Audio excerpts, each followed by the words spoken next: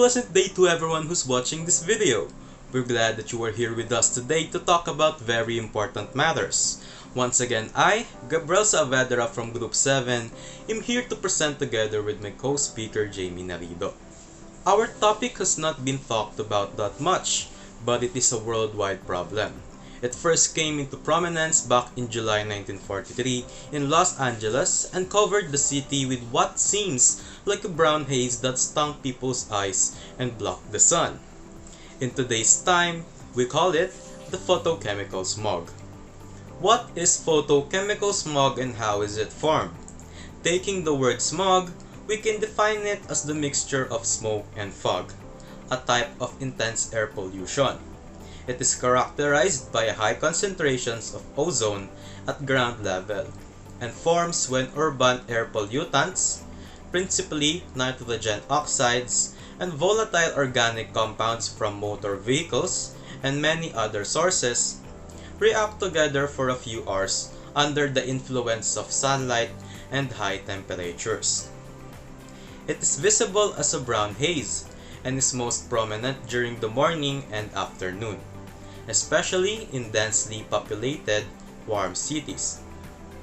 Cities that experience this smog daily include Los Angeles, Sydney, Mexico City, Beijing, and many more. A more in-depth explanation of how photochemical smog forms will be shown shortly by Jamie Narido. So we have here a simplified explanation of the chemistry of smog formation. So first is nitrogen dioxide breaks down in sunlight to form nitric oxide and an oxygen radical. Then oxygen radicals will then react with the atmospheric oxygen to form ozone. Then ozone will consumed by the nitric oxide to produce nitrogen dioxide and oxygen. So when nitrogen dioxide reacts with the various hydrocarbons, which has the VOX or the volatile organic compounds as its main source, harmful products such as PAN or the peroxyacetyl nitrate are produced. It is an important constituent of the photochemical smog that is present throughout the global troposphere. So the significance of the presence of the VOX in these last two reactions is paramount. Ozone is normally consumed with nitric oxide as in reaction 3.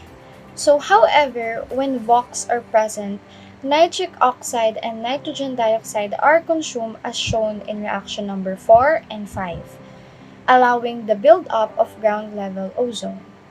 So now that we're through the chemistry behind the photochemical smog, let us now move on to its harmful effects. Air pollution can harm human health by direct inhalation and other routes of the exposure. Many air pollutants affect the respiratory and cardiovascular system, but it does not only affect us but only the plants and surroundings. There are 4 pollutants that makes up the smog and each of which has different effects on our health. So first pollutant is nitrogen oxides. Its effect can contribute to problems with heart and lungs and also links to decreased resistance to infection. And for the VOX or the volatile organic compounds, it can cause eye irritation, respiratory problems, and some compounds are carcinogens. For ozone, it can cause coughing and wheezing, eye irritation, and respiratory problems, particularly for conditions such as asthma. And the PAN or the peroxyacetyl nitrate, it can cause eye irritation also and respiratory problems. Plants and materials are also weak to these substances. It can reduce or even stop the growth of the plants by reducing the photosynthesis, while ozone can damage various compounds. It can cause the cracking of the rubber, the reduction of tensile strength of textiles, and fading of dyed fibers and cracking of paint.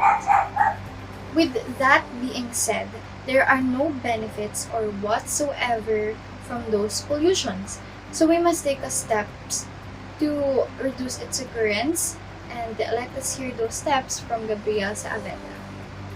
For the last part of our presentation, we shall inform everyone of what they can contribute as an individual.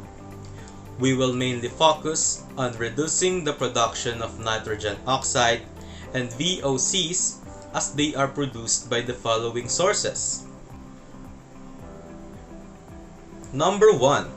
Keep your motor vehicle regularly serviced and the tires inflated to the manufacturer's specification. This will ensure the car is running efficiently and not emitting excessive pollutants. Number 2. Drive less. Walk, bike, carpool, and use public transportation whenever possible. Number 3. If renovating or building, use energy-efficient designs and materials. 4. Turn off unnecessary electrical appliances at the power point wherever possible. Number 5. Make it your goal to purchase green power. Power generated from clean, renewable energy sources. And last but not the least, number 6. Use energy-efficient appliances. With these, you could be a part of a good change that will benefit not only you, but everyone that surrounds you. We will be ending the presentation here. Thank you for joining us today, and we will see you again.